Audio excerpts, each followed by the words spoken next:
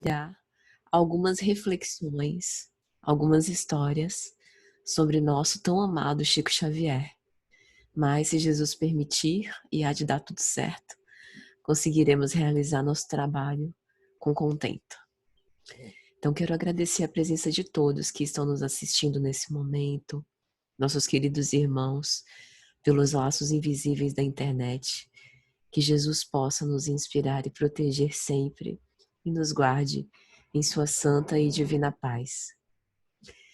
Como eu estava conversando com o Alexandre, durante essa semana eu fui assistindo, né, as apresentações desse quadro tão bonito e inspirador, e não há como não se emocionar.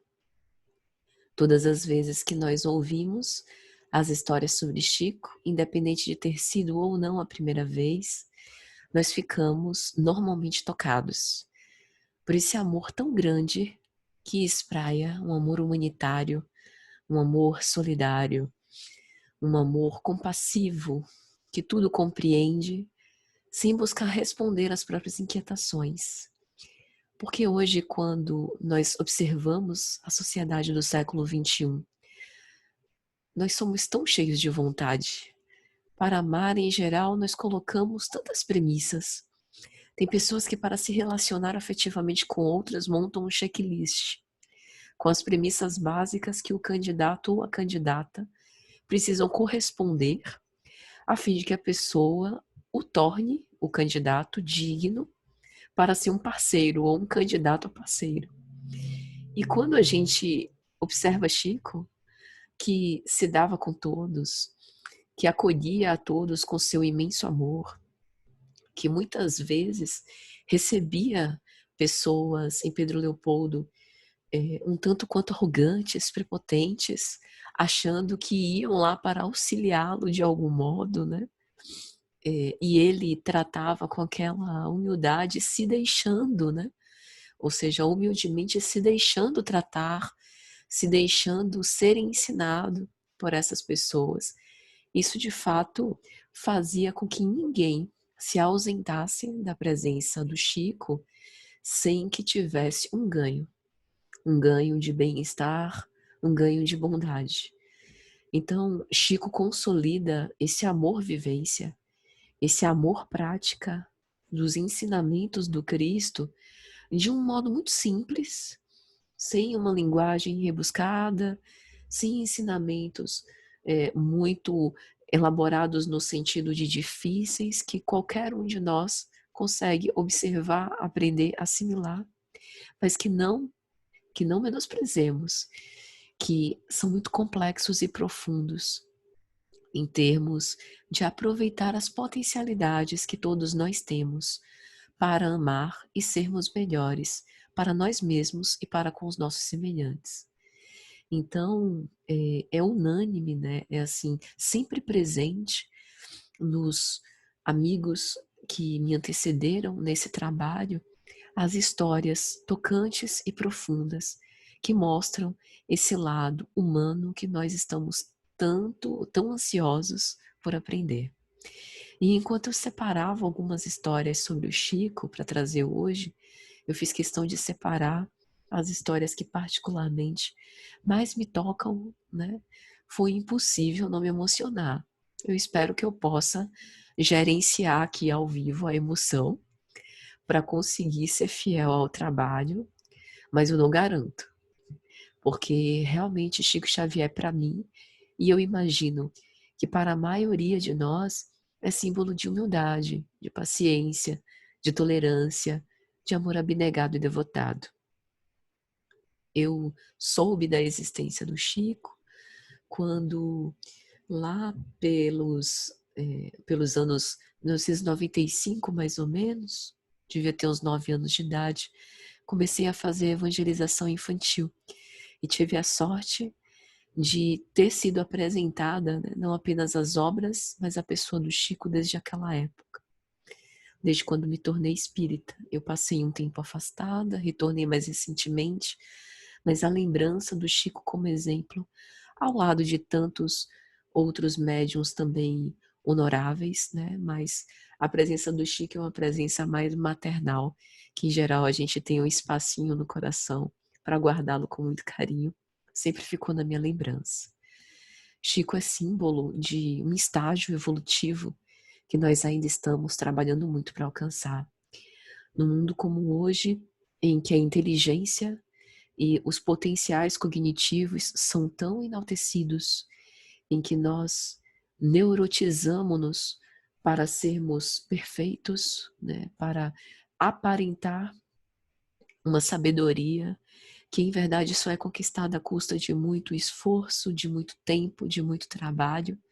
Chico, em sua singeleza, nos mostra a profundidade dos bons sentimentos, né, e esse progresso moral tão raro, tão difícil.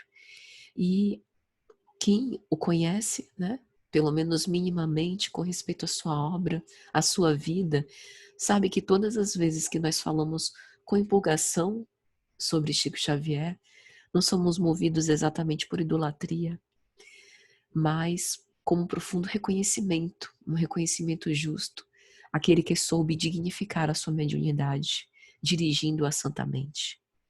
E de fato, quantos escolhos, né, a mediunidade não oferece, principalmente quando ela é seguida, é exercitada, sem as bases tão importantes e que nos preservam da loucura, da insanidade, das obsessões, como a mediunidade com Jesus.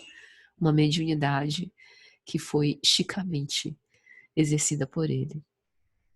Então, eu escolhi para hoje 2 histórias que me tocam muito profundamente, eu espero que vocês gostem.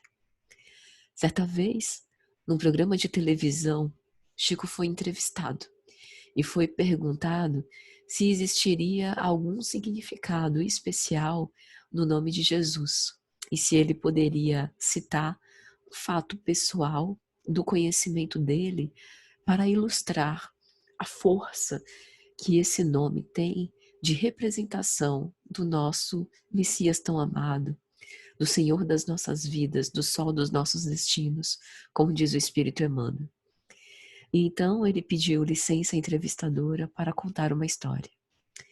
Por volta dos anos 50, 1953, entre 1953 e 1959, sendo que logo no início de 1959 ele se mudou para Uberaba, lá em Minas. Desde muitos anos, ele costumava fazer um serviço de assistência carinhosa, de levar oração ou a expressão de fraternidade a doentes e necessitados. Quando então, uma senhora pediu para que ele visitasse a sua irmã, que tinha se tornado hemiplégica e muda. Essa hemiplegia é a paralisia, né, de uma parte, de um hemisfério do corpo, né, uma parte inteira do corpo, apenas de um lado. E a moça devia ter por volta dos seus 40 anos, se chamava Valéria. E então eles foram, digo eles foram porque o Chico andava, né, junto com um grupo, e esse grupo em Pedro Leopoldo fazia essas visitas regulares, não apenas a Valéria, mas também a outros enfermos da alma, como invariavelmente todos nós somos. Então eles foram pela primeira vez para visitá-la, conhecê-la, e passaram regularmente a manter essa visita, indo sempre aos sábados. E todas as vezes que iam visitar, além de levar o conforto e o consolo da amada doutrina espírita, da filosofia moral do Cristo, transparecendo em todos os seus gestos, gestos de caridade, de atenção, de bondade, de empatia, palavra tão repetidamente, né, mencionada nas redes sociais, levavam também algumas coisas, né, alguns pequenos mimos materiais, como um pedaço de bolo, algumas balas, coisas dessas que a gente leva para a criança, que sabe que a criança vai gostar muito, porque naquela situação de Valéria, pouco se podia fazer por ela, né?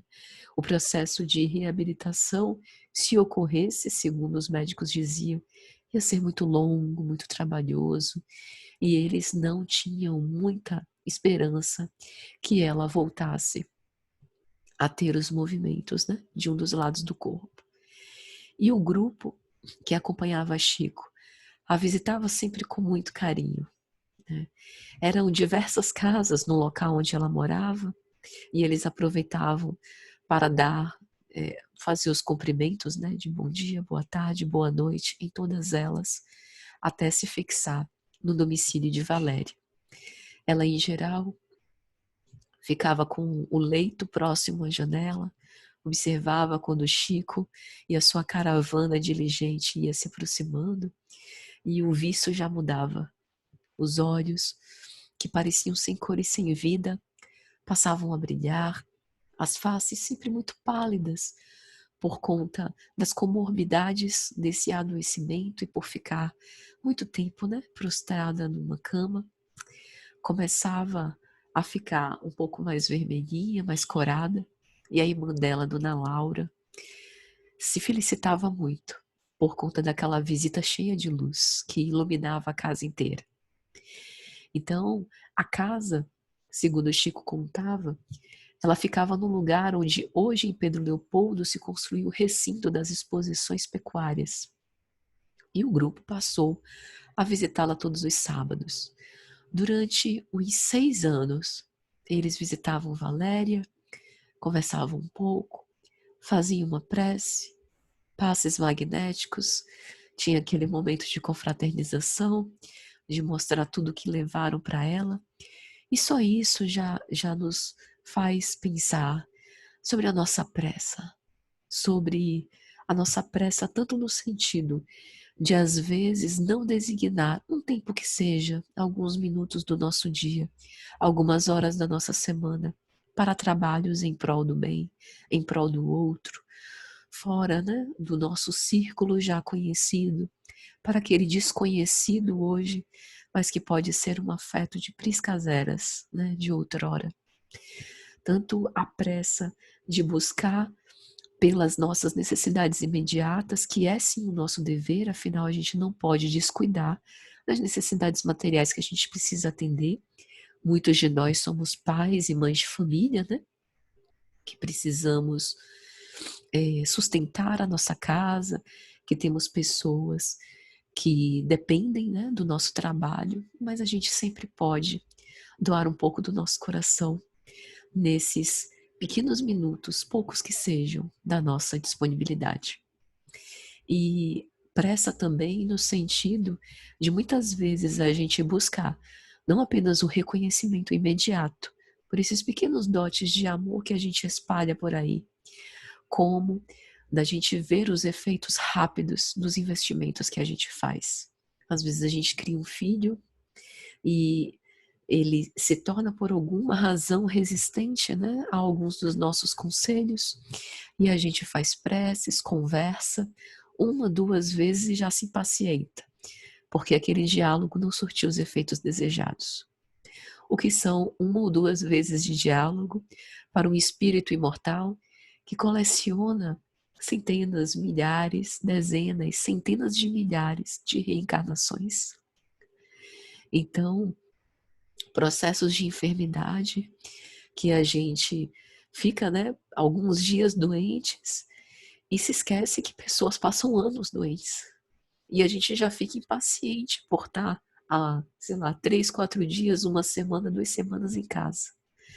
Então essa nossa pressa, ela diz muito também sobre o nosso comprometimento e fidelidade com essa mensagem divina.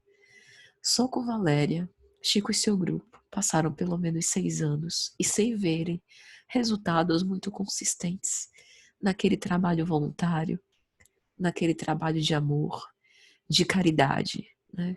Que era muito mais por eles mesmos do que por ela, no sentido do seguinte: muitas vezes, quando nós vamos fazer uma ação de caridade, distribuição de mingau nas ruas, de sopa, de agasalho, de cobertor, que são atividades nobilíssimas, porque nós sabemos o abismo social que nós temos na nossa sociedade, a gente acha que o outro é que precisa da nossa ação.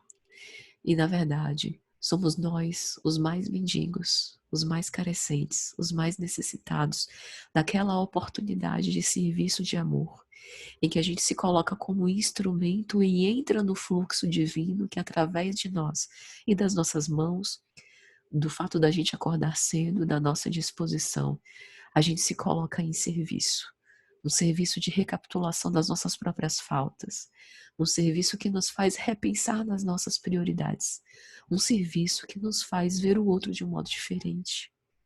Então, somos nós que mais crescemos, embora com a nossa ação, lógico, não deixemos, né, de sermos instrumentos também de benefício aos outros.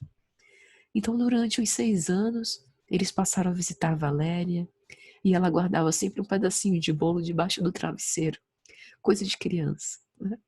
Embora uma criança de 40 anos. E sua irmã, Dona Laura, dona da casa, era uma senhora muito distinta, muito querida, muito amiga, sempre os recebiam com um inesquecível carinho. E num certo sábado, Chico fazia prece. No outro sábado, outro amigo fazia prece. No outro, uma senhora fazia prece. E lá se iam os anos. Quando, por volta do 6º ano desse acompanhamento, Valéria foi acometida de uma gripe mais severa. Uma gripe que teve como repercussão uma pneumonia séria. Dona Laura chamou o médico, ele avisou que ela realmente estava com um processo de pneumonia, né, que havia ali se manifestado, e precisaria entrar com antibiótico para poder cuidar direitinho. Eles foram embora até que no próximo sábado, no sábado seguinte, eles a encontraram muito abatida, muito mais abatida do que da última vez que eles tiveram a visto.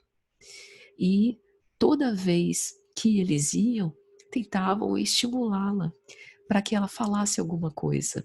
Ela era muda, além de ter a paralisia de um lado do corpo. Então ele disse: Valéria, agora você fala, minha filha, Deus. Fala Deus, minha filha. Fala o nome do nosso Pai. E ela lutava muito para falar. Lutava no sentido de que ela conseguia entender o que as outras pessoas estavam falando, mas ela não conseguia falar nada, né? A gente sabe que nós falamos pelo cérebro, né? O centro motor da fala, e por conta dessa paralisia, isso também tinha sido impactado. Daí o caso da mudez. Mas ele não queria saber. Ele insistia. Valéria, fala, minha filha, fala o nome de Jesus.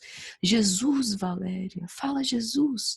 E ela fazia força, e a língua enrolava, e ela não conseguia dizer, né? E isso se repetia há mais de 6 anos nesse movimento.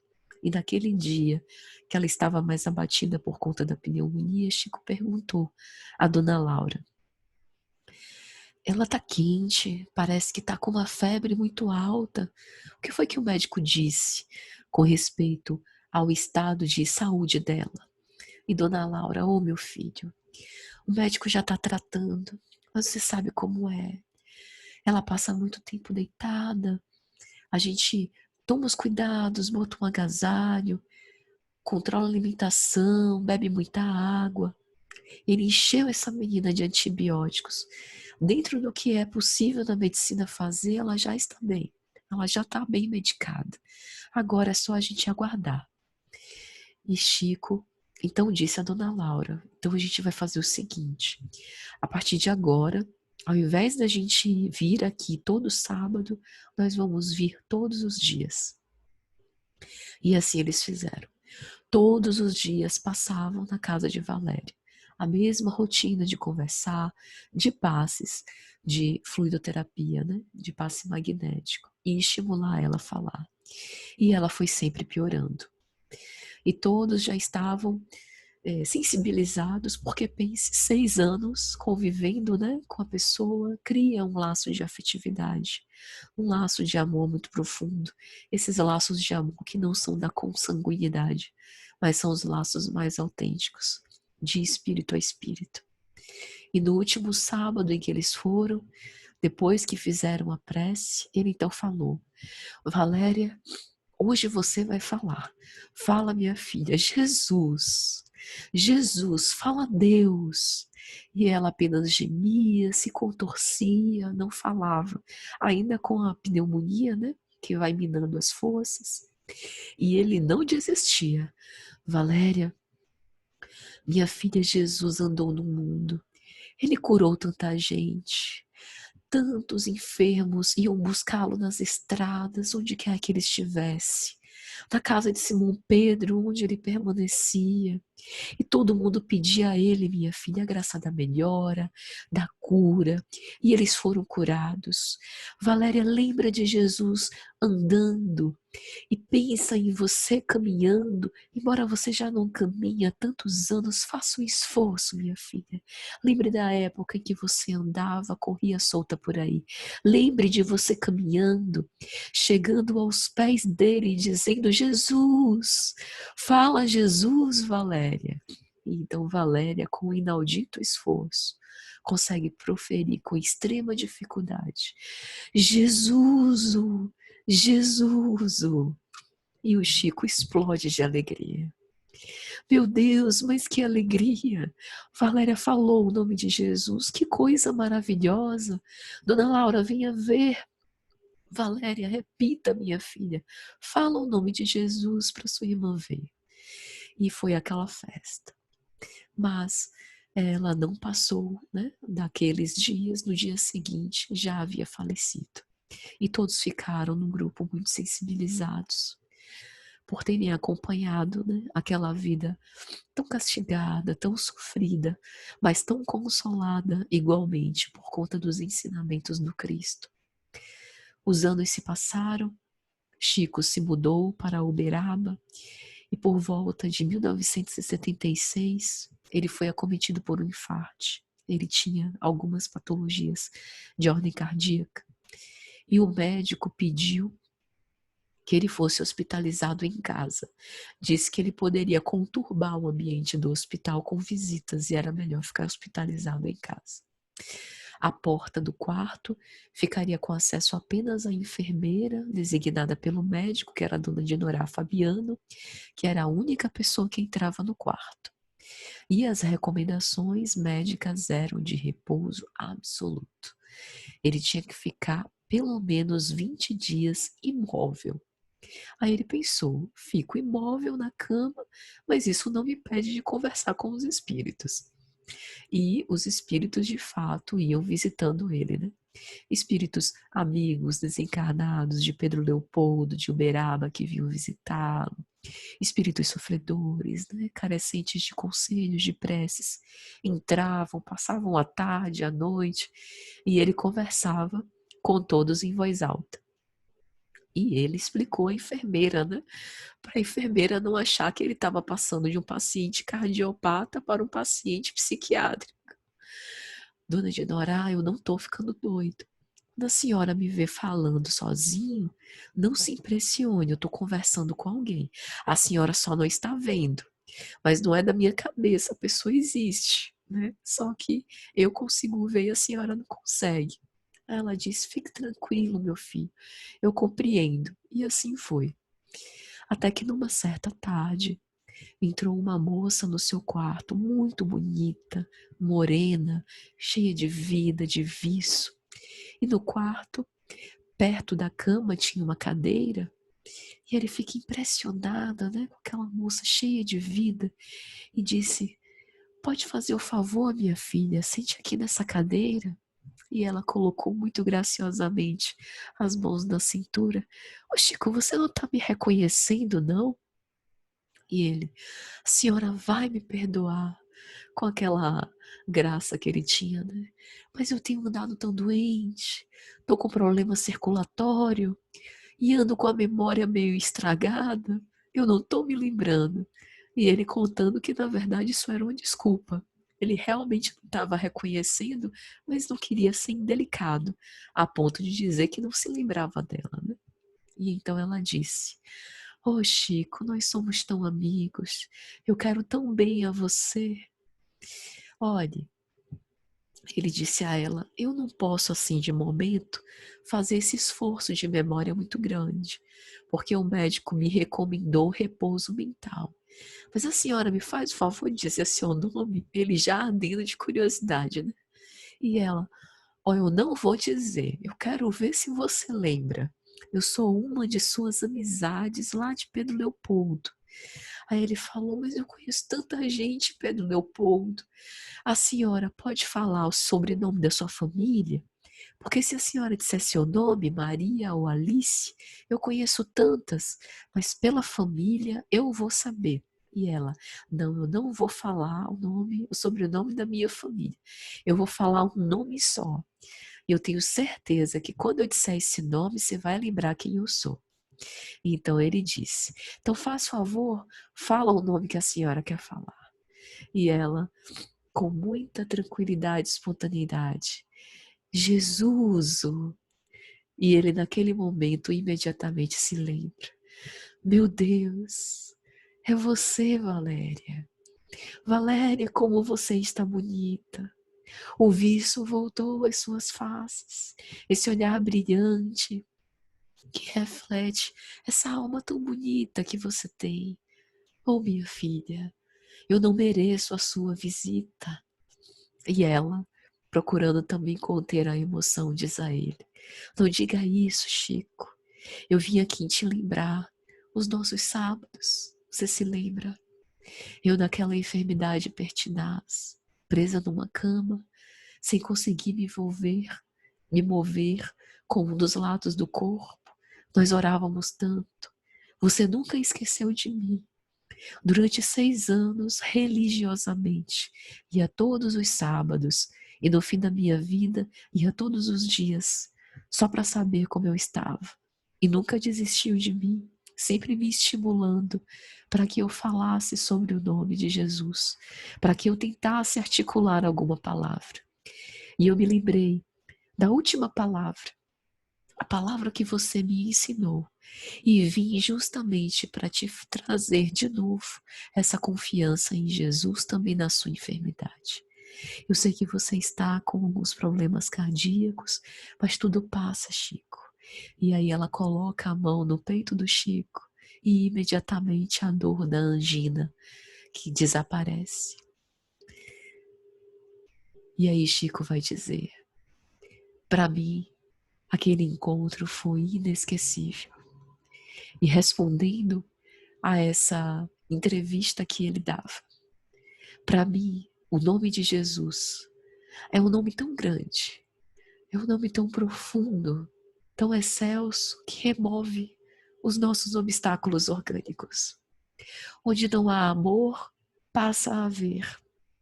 Onde tem desespero, a paz volta a reinar.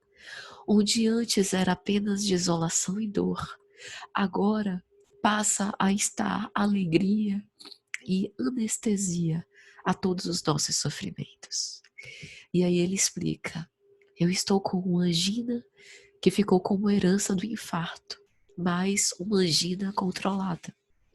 E eu sigo as orientações médicas dos amigos espirituais, me abstenho de tudo que não posso usufruir nesse momento, de modo que, graças a Deus, eu estou doente, mas ao mesmo tempo eu estou são. E ele falava isso com aquela graça que lhe é peculiar, né? Que mesmo passando por esse processo de enfermidade, ele continuava pelo espírito imortal, bondoso, amoroso, portador dessa vida eterna, dessa vida em abundância, a ponto de compartilhar esses dotes de amor com aqueles com os quais ele convivia e que tinham o prazer de estar. Então, meus amigos, essa é a primeira história. E a segunda história, que para mim é uma história também muito emocionante, e eu espero que vocês também gostem. Eu ouvi ela, né, contada de Maíse Braga, oradora espírita, que ela fala sobre uma mãe do Ceará que perdeu o filho único por volta dos 21 anos de idade pelas portas do suicídio. E ela, durante mais de 2 anos, lutou para ir até Chico Xavier, né, para receber uma mensagem do seu filho, mas ela lia sobre a doutrina espírita e via que o suicida passava por tanta coisa, e ela imaginava, ele nunca vai se comunicar. Mas a dor era tão grande, a saudade era tão grande, que ela acabou indo. Então ela foi a Uberaba, chegou cedo, bem cedinho, e pegou a ficha de número 1. E eram 30 fichas a serem distribuídas. Quando amanheceu, um carro luxuoso apareceu. Desce uma mulher desesperada do carro. Começa a gritar, chamando a atenção de todos que estavam na fila e tinham chegado antes dela. E a mulher batia no peito, dizendo: eu sou a mulher mais infeliz do mundo. Eu perdi a minha filha e o meu filho num acidente de carro. E as 30 fichas do dia já foram distribuídas. E essa senhora do Ceará, do silêncio das suas reflexões, cogitou: essa mãe perdeu seus 2 filhos. Eu também perdi o meu filho único. Mas essa mãe os perdeu de acidente de carro quando eles não queriam morrer, inesperadamente. O meu filho planejou e optou pela sua morte. E em meio a essas cogitações, ela decide: eu vou dar a minha ficha de número 1 para falar com Chico Xavier a essa mãe. Eu acho que ela tem mais necessidade do que eu. E assim o fez.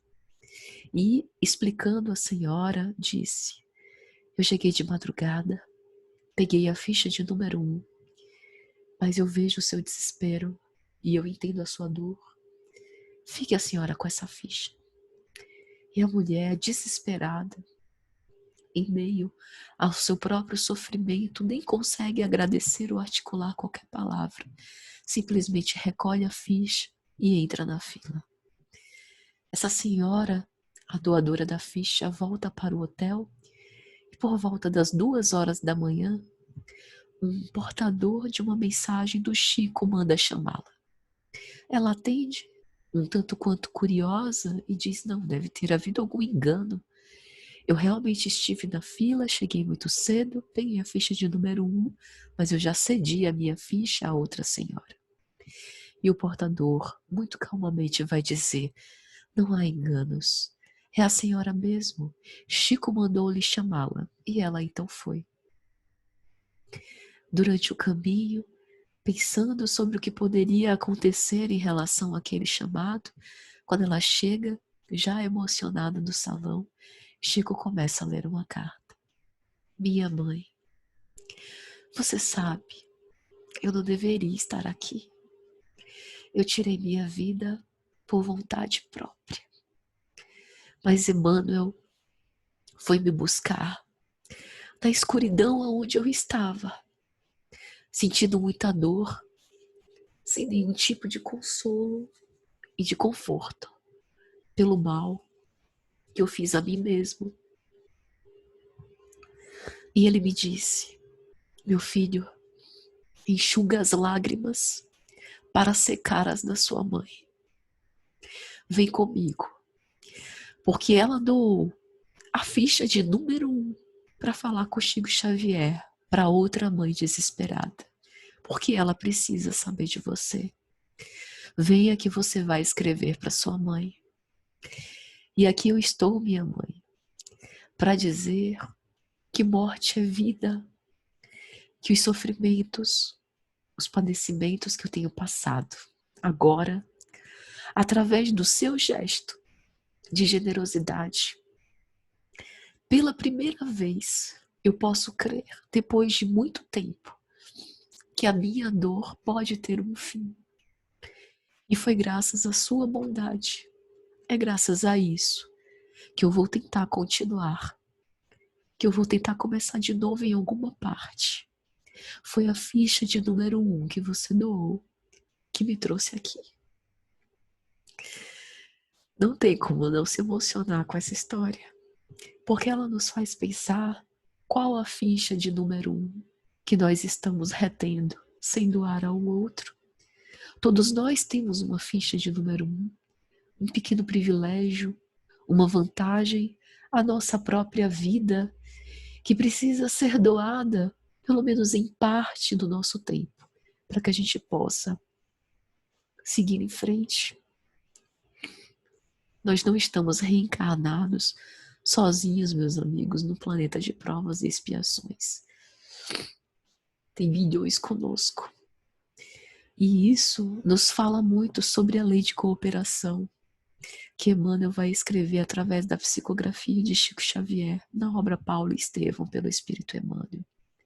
Jesus, que não precisava de nenhum colaborador para a sua missão divina, escolheu 12, com imperfeições humanas muito conhecidas por cada um de nós.